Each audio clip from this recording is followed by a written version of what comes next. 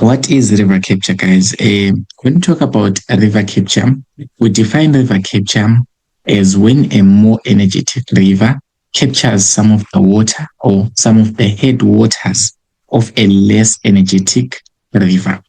So it can happen that rivers can steal water from each other. So basically, rivers are able to steal water from each other. So it means that we've got a more energetic river or a river that has got more energy. We also have got a river that has got less energy. The river that has got more energy is the one that steals the waters or the surface waters of the less energetic river. Okay. Remember, guys, when we are referring to the energy of a river, we are talking about a river that is having, whenever we're talking about an energetic river, this thing energetic, when you say that a river is energetic, what does this mean practically or realistically? Or when you become specific on what an energetic river is like, an energetic river, we need to know that it has got a big velocity. Okay. So it moves faster or it flows a big velocity. Okay, so that's a more energetic river. It flows with a big velocity and it has got more erosive power. Okay, it has got more erosive power. So it means that it is able to erode more particles. Okay, it's able to remove more materials from the ground. Because remember, guys, erosion and deposition, erosion, it's all about removing materials from the ground. So a more energetic river flows with a big velocity and it has got more erosive power. It's able to erode a lot of big material. All right. While a less energetic river is the opposite of whatever I'm saying here. Okay. So it can happen that a river that is flowing faster, a river that is having more erosive power, it can steal the water of another river. Now that you understand headward erosion, let's go back to the river capture concept. I already told you guys that the more energetic river is the river that is flowing with a big velocity, a river that is flowing fast and is able to erode and remove materials from the ground. That is known as a more energetic river, great hops. So a more energetic river captures the water of a less energetic river. But now, I'm sure you cannot really imagine rivers stealing water from each other in a literal sense. So we need to try to give context to the idea to say, what is actually this river capture thing? All right. Let's look at this, great holes. This is also another animation, or this is also another thing, another graphic that I designed for you guys to further understand. I want you guys to see this and see this very properly. Okay, walk with me, right?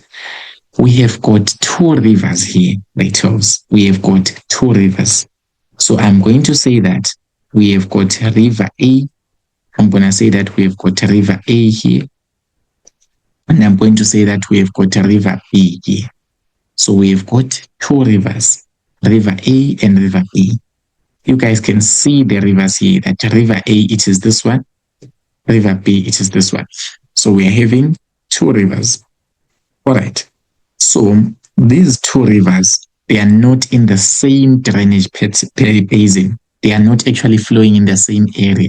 Each and every river has got its own unique area where it is flowing. Imagine this, guys, although the graphic is not as high quality because I designed it before I had good skills when I was, at some point in life, all right? But you guys just capture me with my imagination all together for this one. So river A here and the river B, there are rivers that are found in different drainage basins. I mean, they are found in different areas.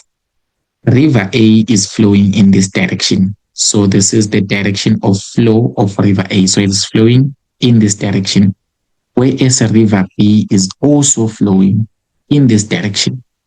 So they are kind of flowing towards the same direction, or they are flowing towards the sea. Maybe the sea is somewhere here. The sea is somewhere here. If they continue flowing and flowing, they will end up reaching the sea. All right. Okay. So one of the basic concepts what I told you guys is that a river, two rivers, or we can say two drainage basins, or two rivers rather, they are separated by a higher lying ground, or they are separated by a higher lying area. All right, a mountainous area. It helps. All right, there is a higher lying area that separates two rivers. On that higher lying area, we said that it is known as the watershed. So basically, these two rivers, River A and River B, they are separated by a watershed. So this is a watershed. This is a watershed. So the watershed is just referring to this high-lying area. So just imagine this as a mountainous area or a place that is higher-lying. It's a high-lying area, Great Halls. Remember, that's a watershed. It is found between River A and River B, separating the two rivers. Great Halls, are you still moving with me? I don't want anyone to be lost on this one because this is a demonstration. I want you guys to understand how does river capture, okay? How does one stream steal from the other? Are we guys still moving on the same place or are we guys still in the same line? Yes, sir. All right, awesome. Okay, so now what will happen? Let's see what will happen, Great Halls. So I'm going to say that the river A that I'm going to have on that side is going to be a less energetic river. So let me give it titles and say that river A is going to be less energetic. So this is a less energetic river. And it is found in a high-lying area. You guys can see from this diagram that this less energetic river, it is kind of found in a high-lying area compared to B. I mean, River A, guys, is found on top in a more high-lying area. If you look at this diagram carefully, this River A, it is found in a high-lying area compared to River B, which is found in a lower-lying area. That's also factors to consider. All right. So I'm going to say that River A is less energetic. So it means that it has got less erosive power and it moves slowly, guys. It has got less power to erode and it moves slowly. And then now, when you look at River B, what are the perks of River B? I'm going to say that River B, it has got more energy. So I'm going to just say here, River B, let's just write somewhere else. Okay. So I'm just going to say that River B is more energetic. So River B has got more energy, more energetic.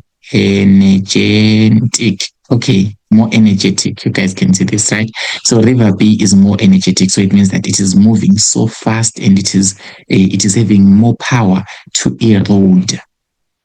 So now what does it do? The more energetic river, it wants to steal the water of the less energetic river. Now, I want you to watch carefully this animation, Great Halls. Watch carefully what will happen. Look at that. Just watch carefully and look at what will happen. There we have it. All right. What is happening here, guys? What's happening here? Let's see. Look at it.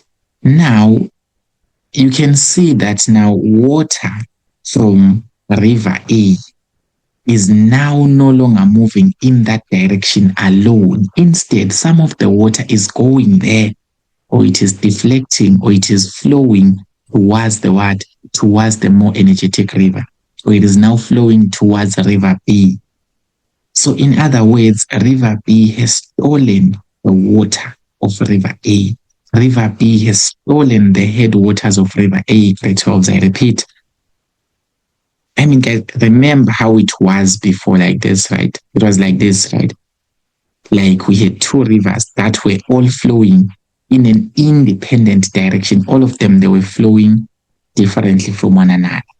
But now, all of a sudden, we now see water coming from River A. And this water is now going to River B. So in other words, we can say that River B is stealing the headwaters. River B is stealing the headwaters of River A, because now the water of River A is no longer just going in that direction. Some of it is now changing direction, or it is deflected, or it is now going towards River B.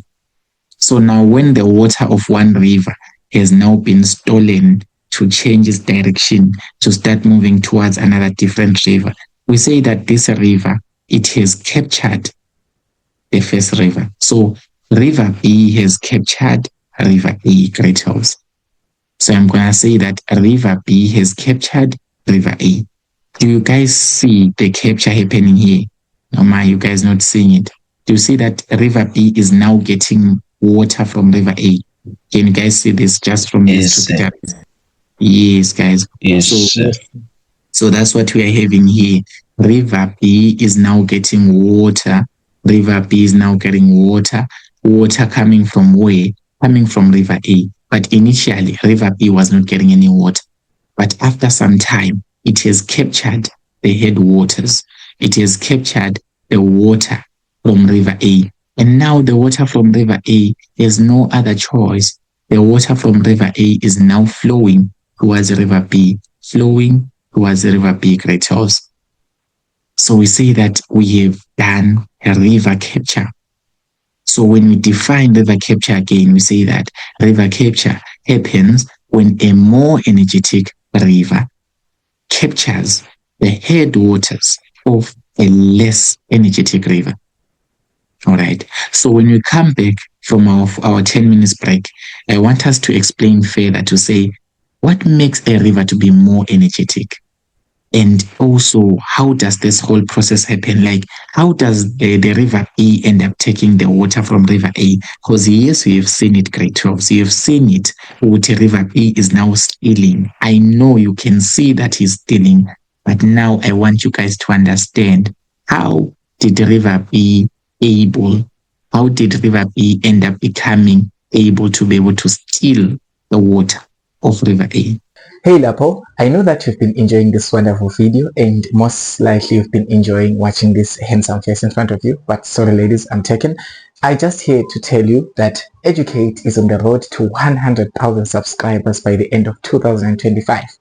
So please click the subscribe button and click the notification bell so that you get notifications whenever I post new videos. I want you guys to pass. Okay, so if you make my dream true, I reach 100k subscribers, I will make your dreams come true. I will even get you to varsity. I will get you with 7 distinctions. Yes. Where we had a more energetic stream, which was a stream B, and then we had a less energetic river, which was a river A, right? And now the River B started stealing the headwaters of, the River B started stealing the headwaters of River A. Okay. So now what happens after that? Let's just try to see what happens to both rivers after they steal from one another. Okay. Who's opening their mic now? Please switch off your mic. Mute. Thank you. All right. So as I was saying, guys, the more energetic river, it actually stole. It has stolen. Because I'm English, but basically it has stolen. It has stolen the headwaters of the less energetic river. All right. So now look at what happens now. River A, it doesn't have any more water that is flowing towards the sea, guys. So it doesn't have any more water that is flowing towards the sea. Yeah, it's just having a smaller stream that is flowing towards the sea. I mean, imagine this, guys. This River A, it was initially flowing towards the sea, Great Hills. This River A, before river capture happened, this River A was initially flowing towards the sea, and it was just flowing and it was happy. It was flowing and it was happy, flowing towards the sea. But all of a sudden, Great Hills, what now happens? Now the river is no longer flowing towards the sea. The river has been deflected. The water now flows and it deflects and it goes towards the River B. That is now what is happening. So now, as the water is now going towards the River B, we have got less water that is now going towards the sea. In fact, River A will remain with less water, like very little water. And you'll be like, what happened now? It is because it's no longer flowing towards the same direction as it was before. Because initially, River A was flowing towards the sea, right? At first, it was flowing towards the sea. River A was flowing towards the sea at first. But now, because river capture has occurred, or it has happened, because the water has now changed its direction, because now the water decided to flow towards River B. Okay, the water started to flow towards River B. Now, River A will just end up becoming a smaller stream that is flowing towards the sea. And this stream will not have that much water because its water has been stolen, since all the water is now going towards that direction. So river capture is something that happens, guys. It's something that's a real when it comes to rivers. You only find out that a river at first it was flowing in a good way, but later on you find that the river is becoming dry and this water is now being stolen. It is because of river capture. So with that in mind, we call a river B the captor stream. Now let's put the right term. River B, the more energetic stream, we call it the captor stream. So it's a captor stream. It is the one that is stealing the water. It is the one that will end up having all the water of River A going towards it. So River B is a captor stream. We say it's known as a captor stream. All right. And then River B, River A will be a captured stream. River B is a captor stream. It is the one that is more energetic, but River A, it is a what? It is a captured stream. It is the less energetic one. River B is a captor stream. It is more energetic, whereas River A is a captured stream. It is less energetic. Are we together? Yes, sir. All right. Okay, so with that in mind, let's look at how does this whole river capture happen? Because I mean, guys, it's a dramatic thing that happened here. To just say, Uti, the river was flowing in this way, like perfectly. All these rivers, they were flowing perfectly in this way. And all of a sudden, now they steal water from one another. Okay, and you'll be like, now, what happened? How can you try to explain what happened here? All right. So here, let's just go back a bit before river capture began. Do you see we have got a tributary here on this on river number B? We have got this tributary here, Great Charles. This tributary here. Do you guys see this tributary here on river B? This one that I've circled here.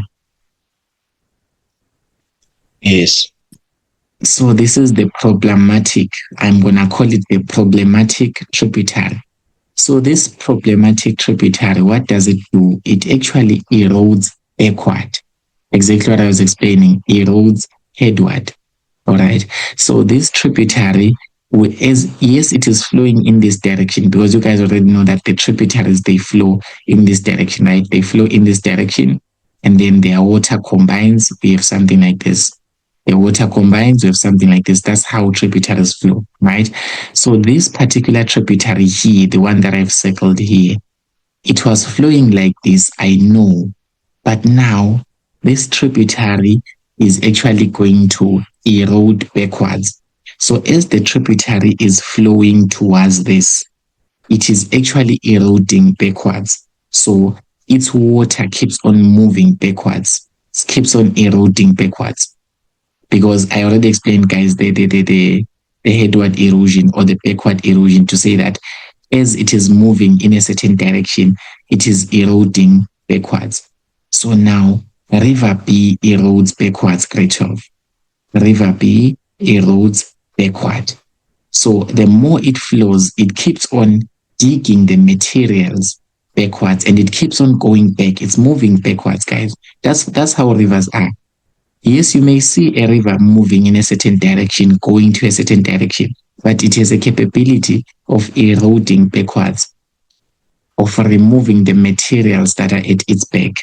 So it actually erodes backward, until it erodes through the watershed. Remember, guys, this highlying area that we are at right now is known as the watershed. It's a highlying area, it's a mountainous area. So basically, a river or a river's tributary here, it can be able to do what? To erode through the watershed. Erode through the watershed. All the way goes up there. So through the watershed, and it goes up there. And as it is going up there, it will end up reaching and stealing the water of River A.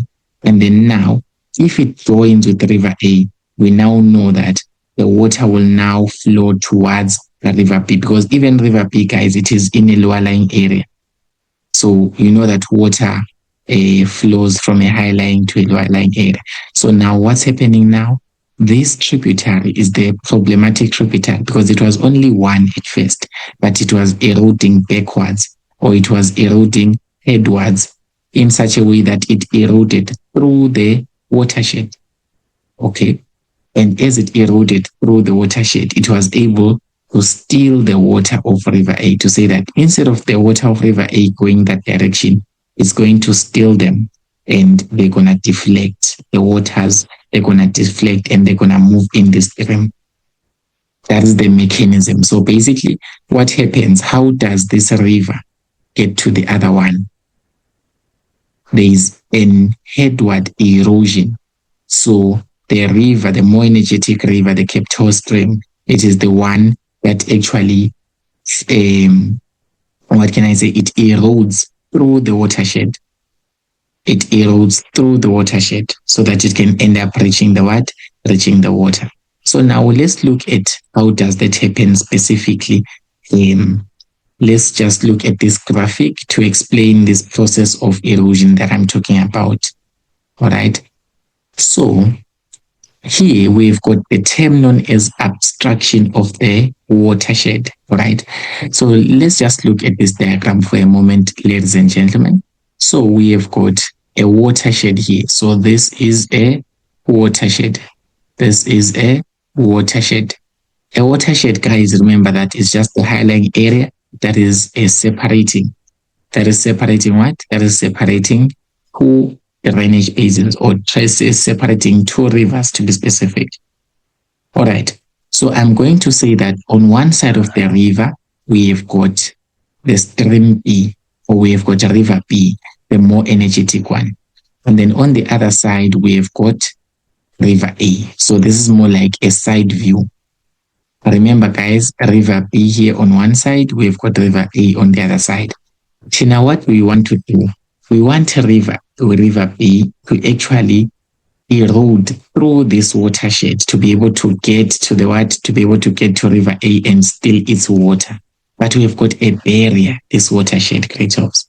We've got a what? A barrier, which is this watershed, because we want this stream B, as this stream B is flowing, creatures, we actually want to steal its water. We want to steal its water. So we want this river, one of its tributaries, to erode through this watershed, erode through the watershed until it's able to get to River A and steal its water, such that the water now flows towards River B. That's what we are trying to do.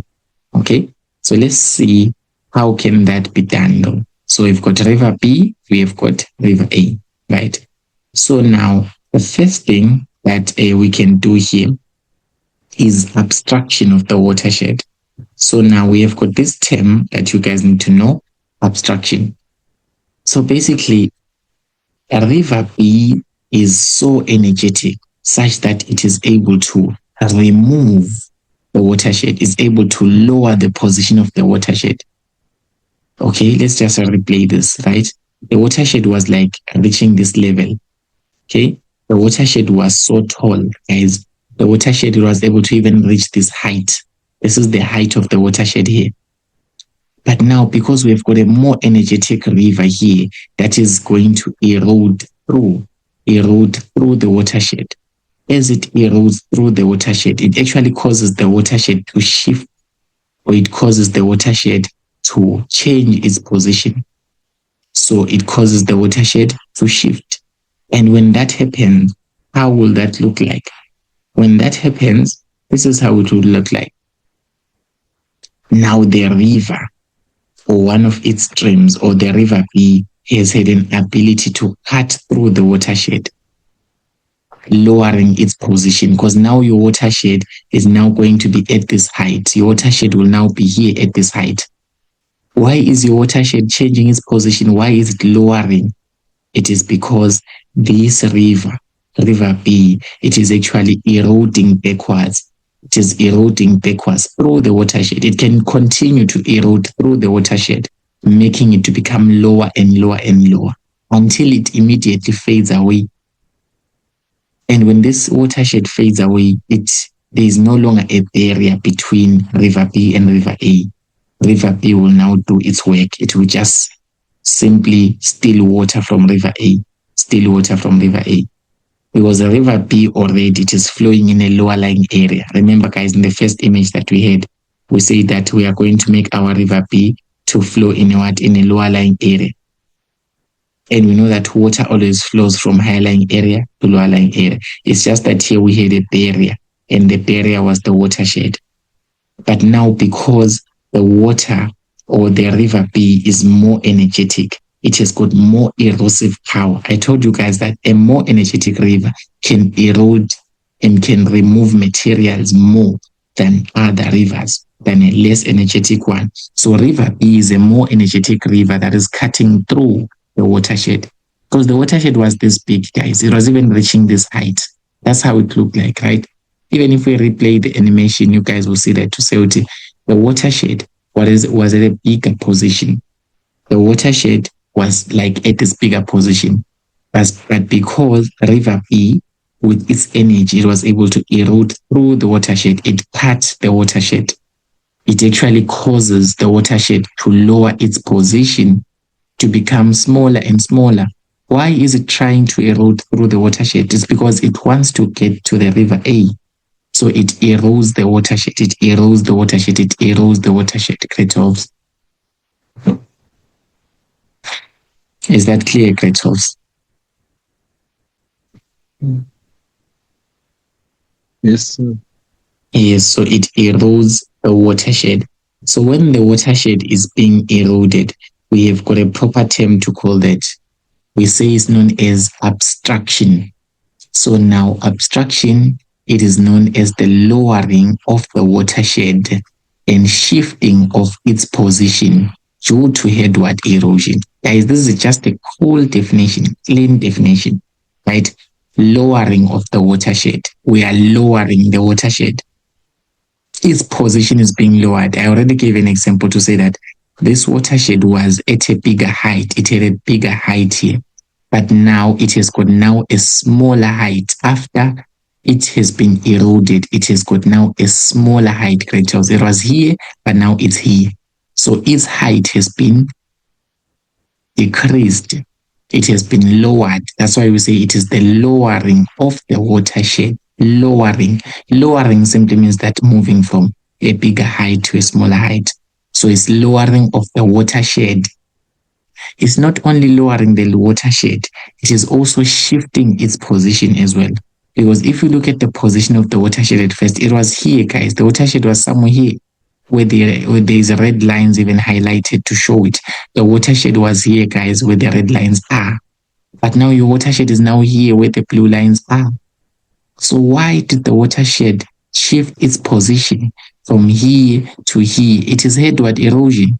Because I told you guys that this stream B, it eroded through the watershed, causing the watershed to be lowered in position, to be lowered and also shift the position. So there are two things that are happening in this process, known as abstraction. We have got the watershed that is being lowered from being a tall watershed to being a short watershed. Its height is becoming smaller, the height of this lower lying, this high lying area, and then also its position is shifting. It shifted from here to here.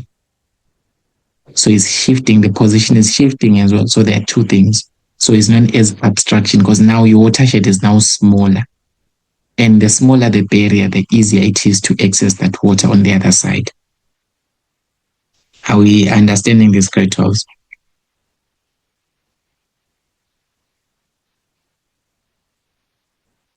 Also. All right. Okay, so now let's look at the features of a river capture. Okay, I didn't label any streams, but I will label them for you so that you guys can be able to see. So I'm going to label this as stream C. I'm going to label this as a F. So this point here, I'm going to label it as F. And I'm just going to erase this so that it's clear a bit. So I label this as F. And then I'm going to, the space is not spacing for me, but let me just say here, we're going to label this as C. Yeah, we're going to label this part here. We're going to label it as F. And then this smaller nyana gap, we're going to label it as E. So we've got C, F, E. These are the three labels that I want us to look at. So this is after river capture, guys. This is after river capture. So after river capture, I want us to identify a couple of things here. So the first thing that I want us to identify is the misfit stream. Remember, guys, that river A, at first it was flowing in this direction before we stole its water. So basically the river was already here at some point. So some of the water of the river, it was already flowing here. But now the river has changed its direction. The water is now flowing, all the water is now flowing towards river B. We already know that we're going to have less water remaining in river C here. So this stream, this smaller stream that we have, they are remains of river A. We can just say that these are the remains of river A because we actually took away its water. So this is just the remaining water that was there. Okay, so this is just the remaining water that was there. So this remaining water is known as a misfit stream. It's known as a misfit stream. Misfit stream. So the misfit stream, it is just the river that has lost its water. Okay, it has lost its water. Because remember, guys, that it had water, this river, like it had water and it was flowing in this direction. But now the water has now been stolen going that direction. So this remaining stream here is known as a misfit stream. Misfit. Misfit. I will show you also the spellings as well. And then now, at this point where the water deflects, where the water of river A is deflecting towards river B. So this is the point where the water deflects from A to B.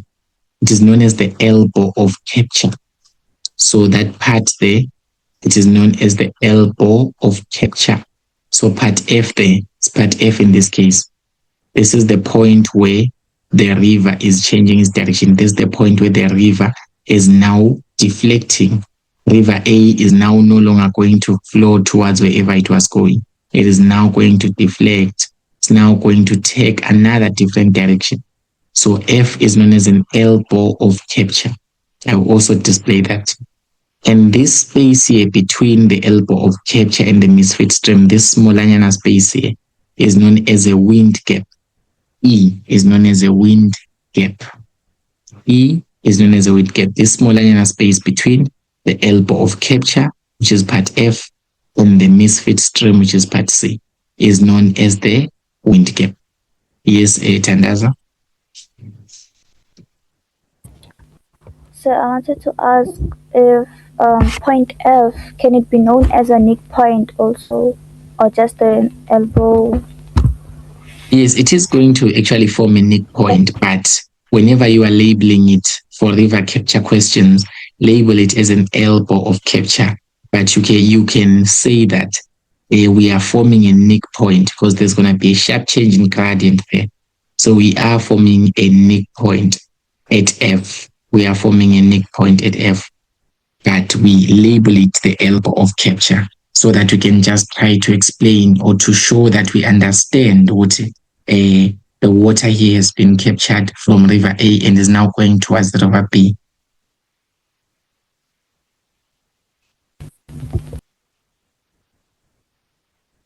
Is that clear, Tenders? Yes, sir. All right, awesome. Okay, So those are the features that I wanted us guys to look at. And now let's try to look at how you would see this in a question paper, because now I assume that you guys understand river capture by how I try to explain it, or using the models or the graphics, whatever it is that you can call it. But now there are diagrams that you are given in your exams that represent river capture. We're going to look at each and every one of them so that you guys can just see, just going to analyze them so that you guys can get used to identifying each and everything. So whenever you are given questions on river capture, usually they're going to give you a before scenario and they're going to give you an after scenario. So it's a before river capture scenario and then after river capture scenario. If you look at before river capture, all right, so let's just look at this particular diagram. So before river capture, we have got a stream A here, or we've got a river A here. So this is river A here, or it's a tributary actually, but you can just say this is river A. Then here we have got a watershed, a high-lying area, a watershed. And then here we have got B here. All right. And then this is before river capture, by the way. So it's before river capture. So before river capture, that is what we are having. The stream A, and we are having a stream B on the other side. Then after river capture, what will happen? After river capture, we now have got stream E. And now this, remember guys, is still the watershed. But now what do you notice about the watershed now? What do you guys notice about the watershed from this image?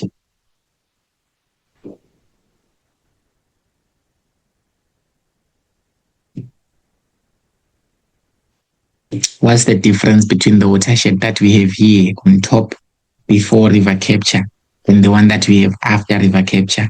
This is before, guys. This is the watershed before. B follow. And then this is after. So it was cut through by tributary A. Yes, it was cut through by stream A. You can see that stream A, guys, it was here at first. Stream A, it was just here at first. At first, stream A was only able to reach this point, but it was still separated from stream B by this watershed. But now all of a sudden, this is what stream A looks like. It is now able to even reach and take this one. Okay. So now this is now what we have here. All right. So now I want us to be able to identify. And name a couple of things here, because now you can see clearly that stream A is actually eroding through the watershed. It is cutting through the watershed. The direction of the flow of water in stream A is going like this. Water is flowing in this direction, right? We know that. But it is eroding through the watershed, because after river capture, now your stream A is now eroded through the watershed, is now cutting through the watershed, has already cut through the watershed, all of those terms. Okay, so now let's just try to look and identify other things. Okay, if we identify stream A, what can we say stream A is? What can we say stream A is? What?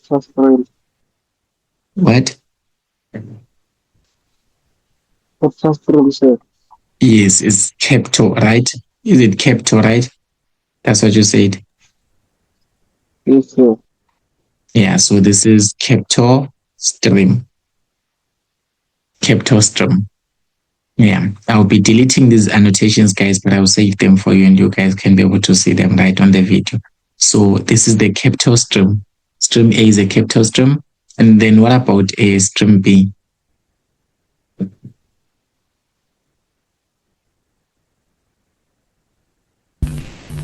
Captured stream. Yes, so this is the captured, is the one that is going to be captured before it is even captured. So this is the captured stream. Now in the new picture after river capture, we have got here, they told us that this is an elbow of capture. This is an elbow of capture. This point is an elbow of capture.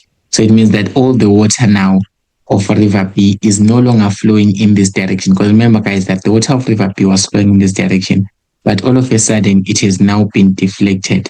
It's now flowing towards this river.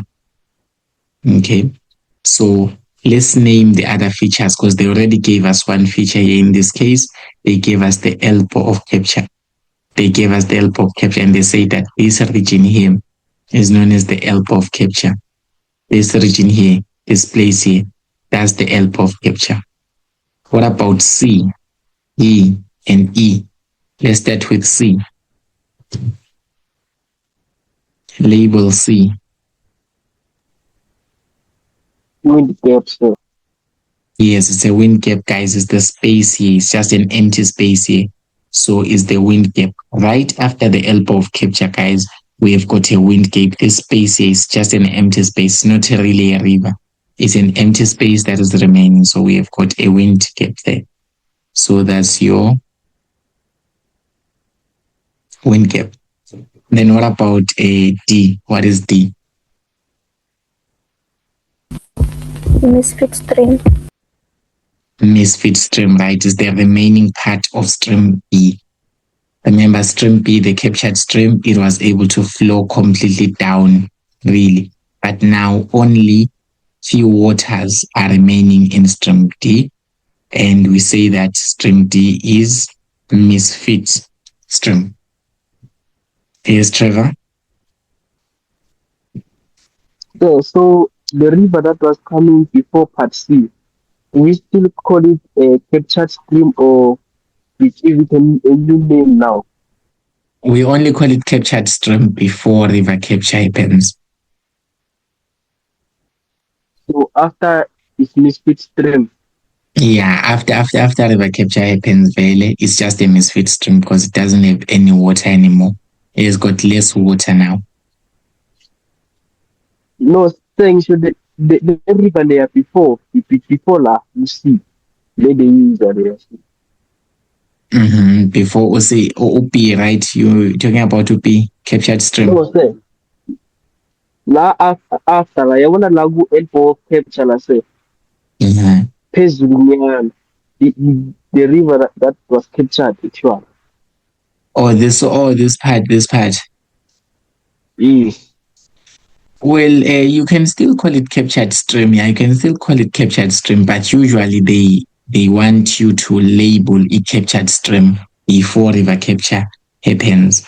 Yeah, but yes, this is the stream that was captured, but it kind of combines to become one stream as it is now going towards going towards the capital stream.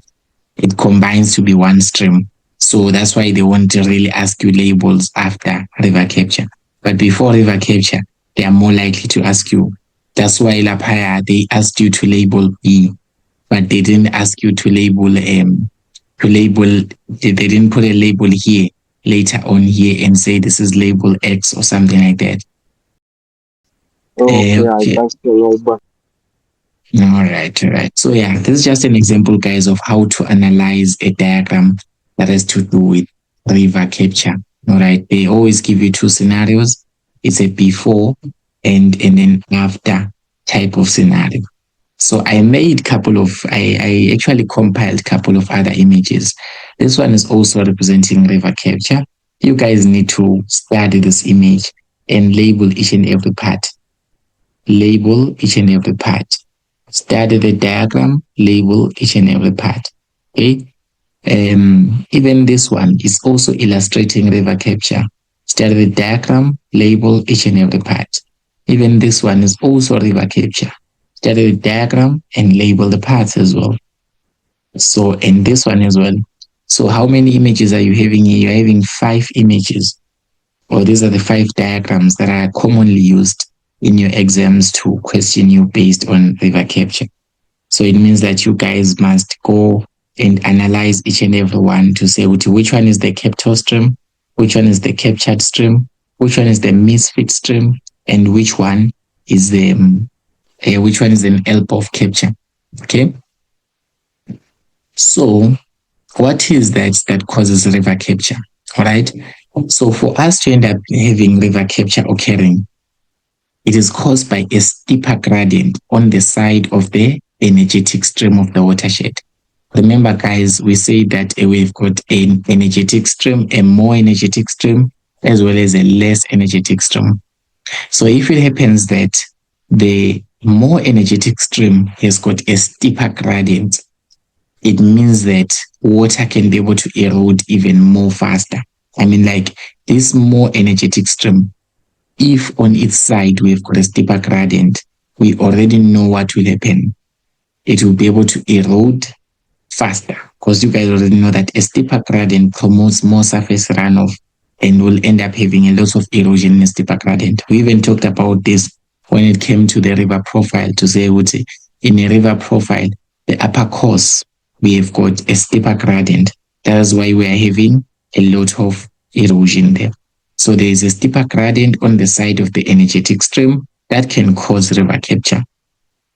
If it happens that a low-lying stream has more energy, that can cause river capture. This is the scenario that we did in this particular video.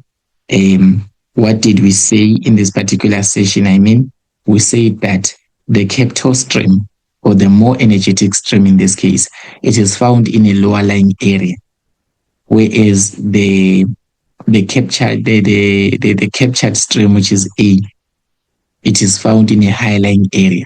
So if it happens that the stream with more energy is found in a lower lying area, it is easy for it to just obstruct the watershed. It's easy for it to just erode backwards through the watershed, because it is already in a lower lying area. It can just can start just eroding and undercutting the watershed, being able to steal the water of River A. Okay, so that's one of the causes to say the high lying area, the lower lying stream, I mean, it's the one that has got more energy. The other cause, higher precipitation, guys.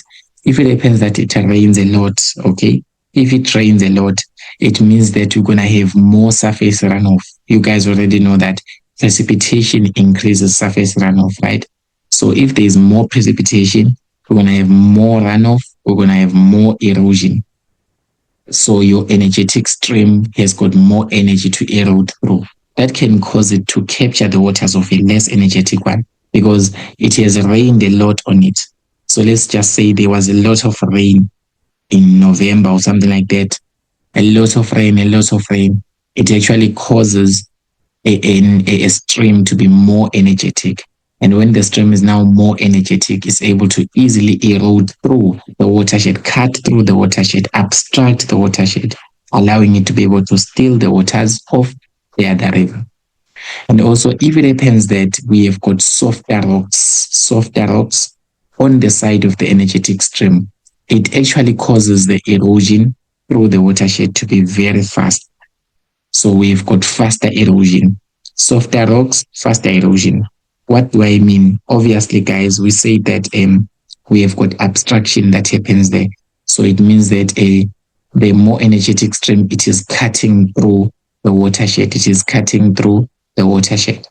So as it is cutting through the watershed, if it happens that the watershed, it has got a lot of softer rocks on the side of the energetic stream, so it will be easily eroded, guys. So if it happens that we're having softer rocks on the side of the energetic stream, then it means that we have got what? We're going to have faster erosion, easy erosion. So the captor stream will easily erode through the watershed. Now, let me just give you an idea. How do you explain how does river capture occur? Because I already shown you guys already we've got a captor stream that erodes through the watershed. But now this is a more formal way of writing it. These are the points that you need to consider whenever you want to try and explain how river capture occurs. Okay? Remember, we said that a more energetic stream, it erodes backward at its source. So the more energetic stream erodes backward at its source. That's one thing. Or you can say it erodes headward at its source.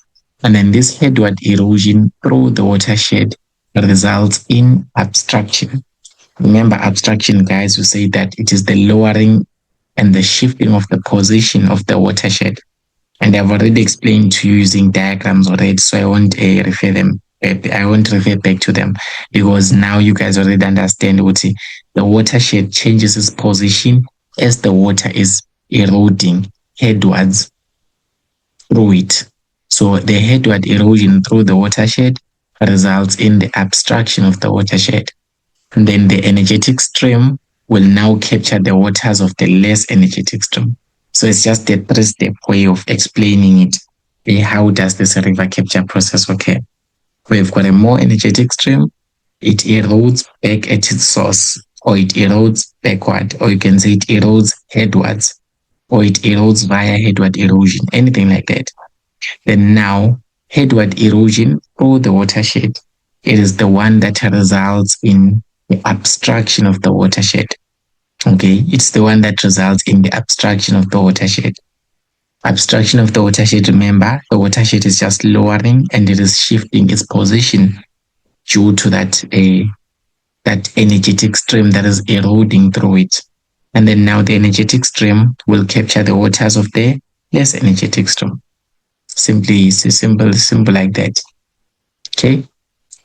Let's look at the characteristics of the streams after river capture. Okay. When I look at each and every stream one by one, let's start by the Kepto stream. I don't know if I've got an image here to try and explain this. It's fine. But I think we can just look at this, right? So let's start talking about the Kepto stream. Remember, guys, we said that the Kepto stream, it is the one that is stealing the waters, right? It is the one that is stealing the headwaters of the captured stream. So what are the characteristics that the Kepto stream would have after stream piracy? Okay, the other name for river capture, guys, you can say it's a river capture, or you can say it is stream piracy. That's another term to use. So it's just a whereby a river, as a Kepto stream, is the one that's more energetic, steals the waters of the less energetic one.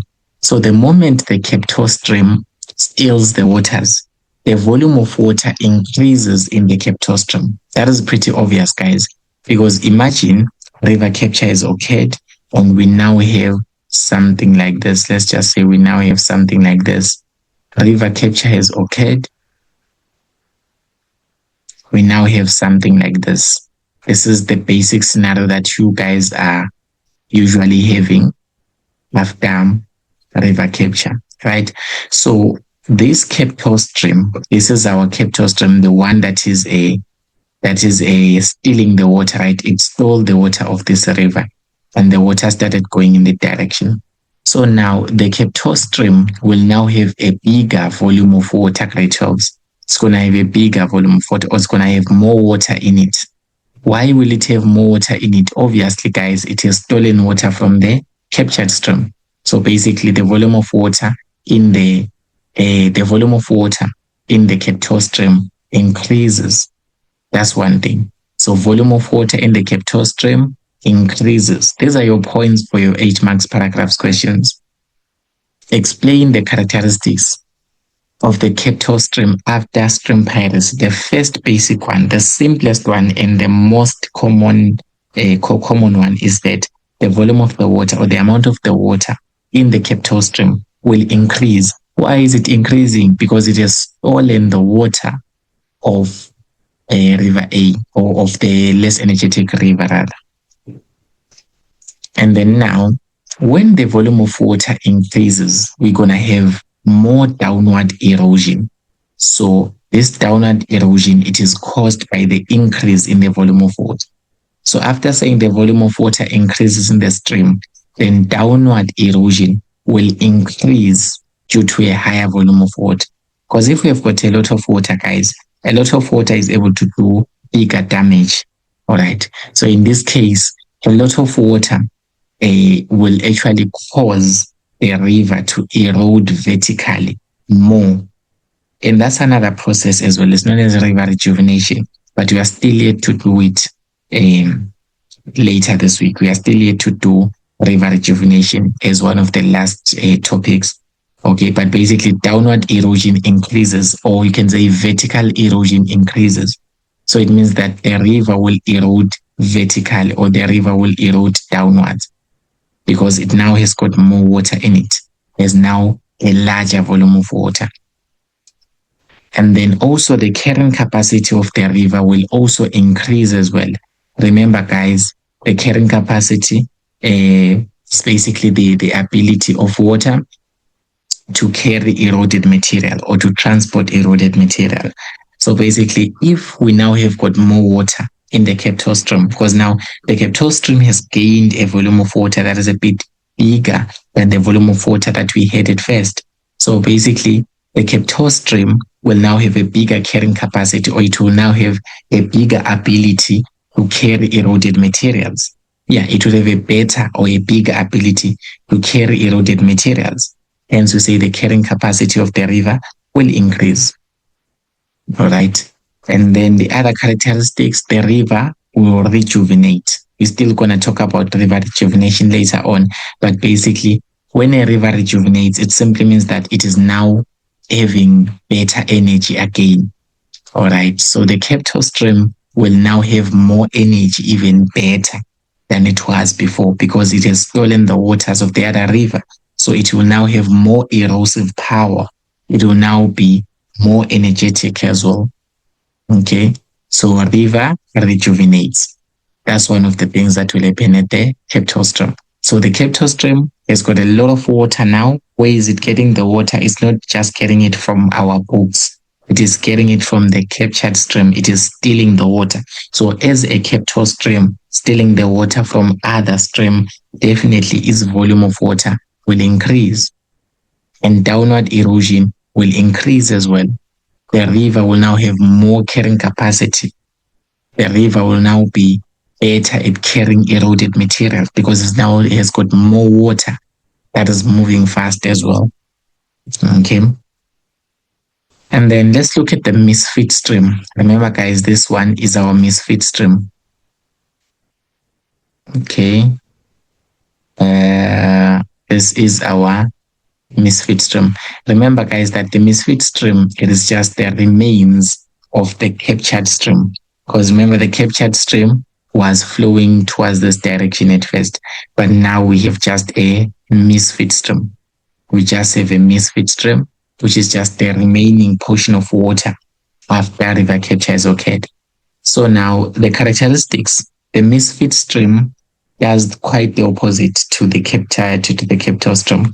Okay, the volume of water decreases. That's the first thing. So the volume of water in the misfit stream will decrease, because now the water is no longer coming to it. Now the water is being deflected. Now the water will now flow towards the Kemptor stream, neglecting this misfit stream, or leaving this misfit stream with no source of water, or with no continuous supply of water, grade 12s. When you explain this, you don't just say volume of water decreases. You give meaning to this. Volume of water decreases. Why is the volume of water decreasing? Because now the water has been deflected towards the Kemptor stream. Now we do not have any supply. We do not have a reliable supply to continue giving us water. So the misfit stream will just remain with small amount of water. Okay. And that water will dry out eventually, because there is no water that's going to flow to the misfit stream anymore. And then the stream will also become too small for its channel or for its valley. Okay. Because the water is decreasing. Remember, guys, the volume of water is decreasing. Remember, guys, that water actually flows on a river channel, right? So if the river channel is something like this is a wide river channel. And let's say before river capture, your water was all here. So we had water in the entire river. Before river capture, we had water in the entire river. All right. But now all of a sudden, the water volume decreases. So now it means that our river will now have less volume of water. Let's just say just this amount of water. Do you see that, guys? This valley, or this valley here that we're having, or this river channel, is now way too big. Okay, let's just say this river channel, it is now way too big compared to the water in it. So basically, there's now less water than the river itself. Okay, the river channel or the river valley, it is bigger than the amount of water inside it in the misfit stream. That's why we call it a misfit stream, because the amount of water in it is not fitting into the valley. Misfit stream.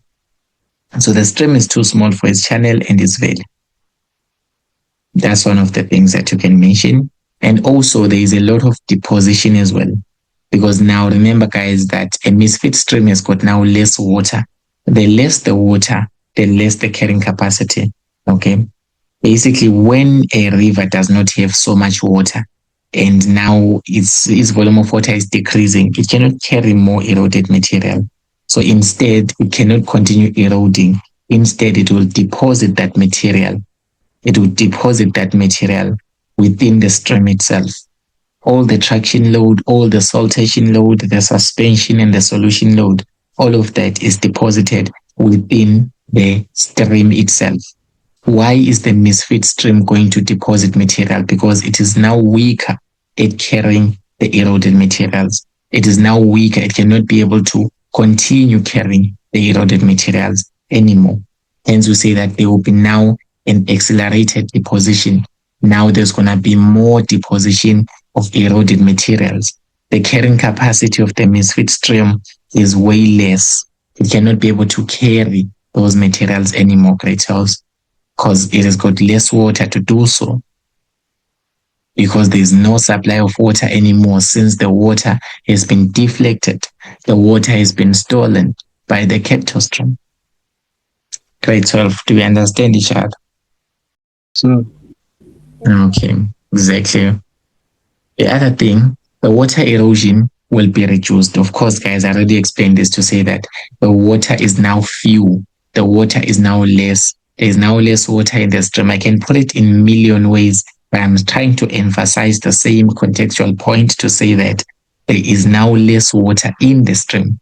And the presence of less water in the stream means that we will not have so much erosion. Erosion will be reduced, great jobs, because basically you cannot erode. A small amount of water is not having that much erosive power. Erosion can only increase, especially downward erosion. It increases when the volume of water increases. So when you look at the captor stream, we had an increase in the downward erosion. At the captor stream, we had an increase in the downward erosion. It is because now the captor stream gained some water. It stole some water.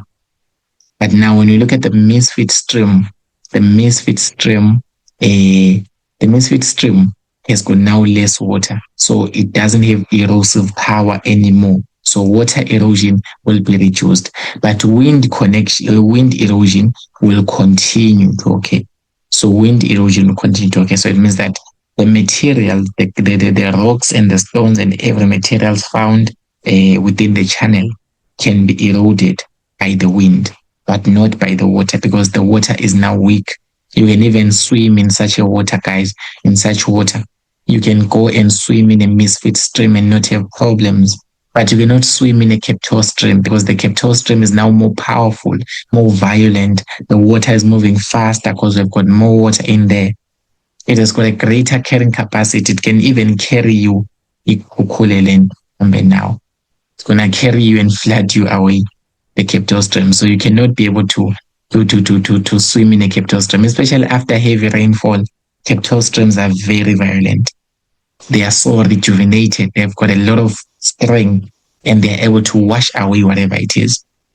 So if you try to get inside the river will take you away. All right. You are also going to be carried, because the river has got good carrying capacity. So it's going to carry you away and throw you there somewhere, wherever it is. But basically, that is the captor stream. But in a misfit stream, the water is just flowing so slowly. There is now less water because there is no longer any reliable supply. So you can even go and swim in a misfit stream. Swim with no problems. Okay, so these are the characteristics that are important and that I wanted us to look at here, Rituals, to say what this is how the capture stream behaves after river capture. This is how the captured stream behaves after river capture. This is how the misfit stream behaves after river capture or stream piracy. All right. As I've already said, carrying capacity is reduced in the misfit stream, guys. That's one thing that you need to mention, that this misfit stream will have a reduced carrying capacity. Okay, it cannot be able to carry eroded materials anymore.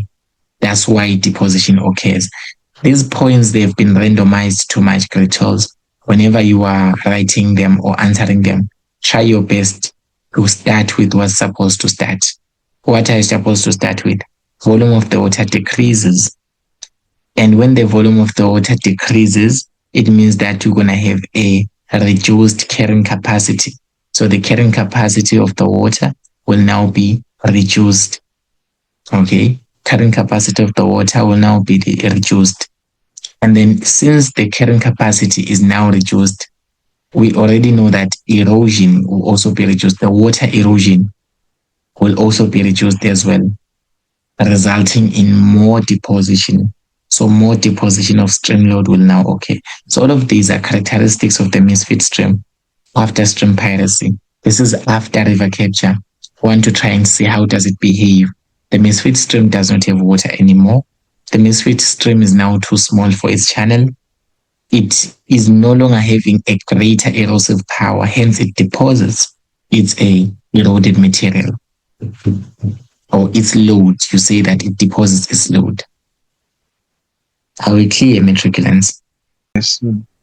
Yes. My teacher said the part where the captured river and the capture river join, that's the elbow. So I don't quite understand, because he said it's an elbow because the two rivers join there. That's why it's said, or it's an elbow. Yeah, well, he's not wrong. He's not wrong. He's still completely correct. Guys, look at this carefully, right? This is stream C, for example. Stream C is our capture stream, and it is eroding backwards as the arrows are indicating, right? And it erodes until it reaches the captured stream. So the point where they join, what will happen when they join? When they join, the water of the captured stream will now start moving in this direction. But this is the point where they join. This is the point of attachment. It's like the river eroded through the watershed. Yeah, let's just zoom it in so that it can be more clear, right? So this capture stream, it eroded, headward erosion through the watershed. The moment it reaches stream E, the moment it intersects with stream E, what will happen? The waters, the headwaters of stream E will now flow towards stream D, right? They will now flow towards the stream, which is stream D. So basically this point where they joined, for this one to be able to steal the water, it is still the elbow of capture as well. You can explain it from that perspective, but basically it is actually correct. It's just that when it comes to identifying, you must be able to identify it. How do you identify it? Is a sharp turn here. So this sharp turn is like an elbow, a literal elbow. If you take your hand and you try to fold it, kind of fold your hand, and you touch your elbow has got a sharp change in the gradient. There is a sharp change in the gradient. So similarly here, just imagine this as a hand. This is the elbow of capture. This is where these two streams are joining together.